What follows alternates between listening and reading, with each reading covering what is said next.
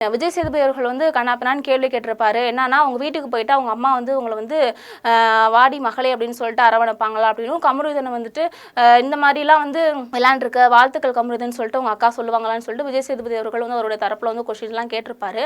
இப்போ இதுக்கு மத்தியில் என்ன அப்படின்னா, இந்த டாஸ்க் அப்படின்ற ஒரு விஷயம் வந்து இந்த அளவுக்கு வந்து அவங்க கீழே தள்ளிவிட்டு உதச்சி இப்படிலாம் நடந்து அவங்களுக்கு வந்து அப்புறம் அட்டாக் அந்த மாதிரிலாம் வந்து அவங்களுக்கு ஹெல்த் இஷ்யூ வந்து ஒரு 1/2 hourக்கு அப்புறம் சாண்ட்ரா வந்து பிக் பாஸ் வீட்டிலேருந்து ஒரு சில ட்ரீட்மெண்ட்ஸ்லாம் முடிச்சதுக்கப்புறம் மறுபடியும் உள்ள அழைச்சிட்டு வந்திருப்பாங்க இல்லையா.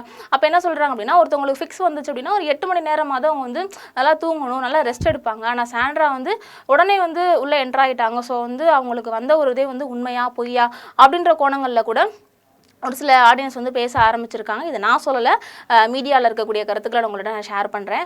அதே போல் வந்து இது என்ன தான் பார்த்தாலும் அப்படின்னா, என்னோட கருத்து அப்படின்னா, ஒரு டாஸ்க்குக்காக சேலஞ்ச்லாம் இருக்கும் தான், அதெல்லாம் நம்ம வந்து ஃபேஸ் பண்ணி விளையாடணும் தான். ஆனால் ஒரு கண்டஸ்டண்ட்டை அவங்க வந்து கீழே தள்ளி விட்டு உதச்சி அதுக்கப்புறம் அவங்கள வந்து வழியில் துடிக்கிறாங்க, அதை பார்த்து ரசித்து அதெல்லாம் வேணுமா சொல்லுங்கள்.